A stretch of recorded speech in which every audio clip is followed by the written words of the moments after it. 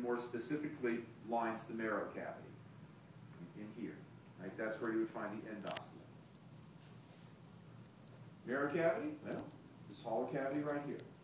In long bones like this, the big hollow center is filled with something called yellow bone marrow. Yellow bone marrow is primarily fat. That's why you'll see animals, when they're chewing on a bone or something like that, they're actually trying to get into the marrow cavity because that's where the fat is. It's a very rich source of energy. And so this part, or the hollow center of this human bone, is filled with yellow bone marrow. The spongy bone at the end, I've already mentioned it, there's marrow in here as well. That's red bone marrow. And red bone marrow's job is to make red cells and white cells. So the yellow bone marrow is fat, energy storage. Red bone marrow at the ends, blood cell production. Only one more. The epiphyseal line / the epiphyseal plate. Now, epiphyseal, well, these are the epiphyses. Right? So you think we're probably going to be looking at the ends of the bones, and you'd be right. The epiphyseal lines and / plate refer to the structures you see, especially in the long bones, which will indicate where the last remnant of bone growth occurred in the bone. On this one, you can see at the end of this split femur right here is a very obvious line. Right? This came from an adult cow. Okay? This is where this bone finished growing. It's almost like a scar. Not really, of course, but there's a line right here at the end of my finger. This is the epiphyseal line. Right? This is the last place this bone was growing. When the little calf was born, it wasn't this big. The bone grew in length and width, and it finished right there. Now, if we were able to saw this in half, you would see an epiphyseal line in this bone as well. All of you, well, I don't know if I should make this blanket statement or not, but I'm going to make it anyway. I'm guessing just about everybody in this room is finished growing, which means if we look at your long bones, we'll see epiphyseal lines where you quit growing. If you were able, and I've got an x-ray picture as my next slide, I moved it up in the order. If you were able to, maybe you've seen an x-ray of your child had a broken bone or something like that. You saw an x-ray.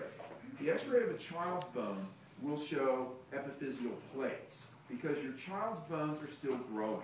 And the epiphyseal plate is where they are currently growing. So when skeletal remains are found, say at a crime scene, and they don't know whether, it's like, well, it's a pretty good-sized skeleton. Is it an adult? Is it a child? Maybe it's a little skeleton. It's a child. What they'll do is they'll look for evidence of either epiphyseal lines or growth plates. If growth plates are still evident, then they can deduce that it was probably a child, somebody that's still growing.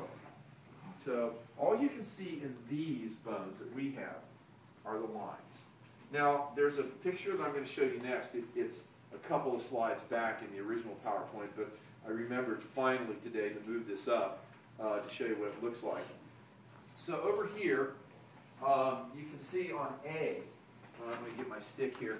On A, you can see what they're pointing to. You can see there's like little gaps right here and here and here and here and here. This is an x-ray of a hand of somebody who's still growing because these are the epiphyseal plates. There's still bone growth occurring right there.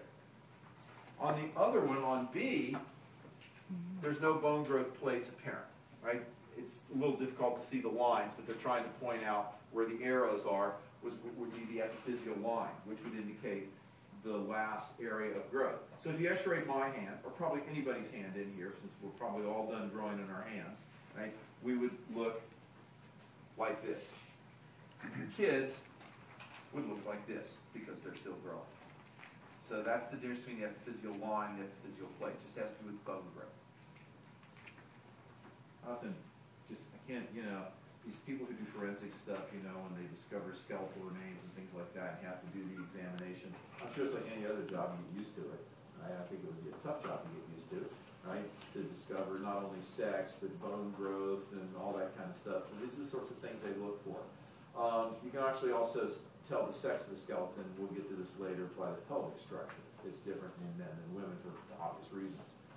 Childbirth. So anyway, so these are the bone growth areas.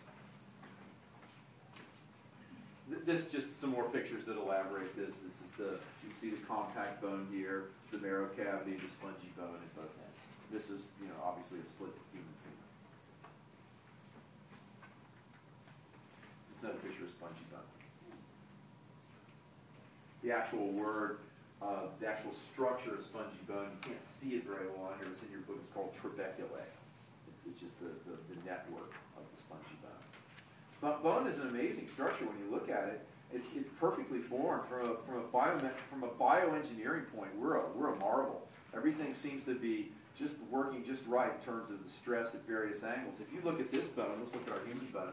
I mean, obviously it's pretty fragile in this direction, right? But in this direction, man, I mean, this is the big weight-bearing bone of your body. I mean, this really, you know, you'd have to put a lot of force on it to crush it in this direction. Obviously, it can be done, right? But that's, you know, fractures usually occur, and by the way, I don't talk about fractures in here, but anyway, fractures usually occur in that direction. It's kind of unusual. But, I saw something last night really shocked me. I wish I had a picture of it. It shocked me that it was like, wow, I can't believe it. It was a picture of this bone, collarbone, which is, you know, obviously this big bone here. It's not, it's a pretty fragile bone.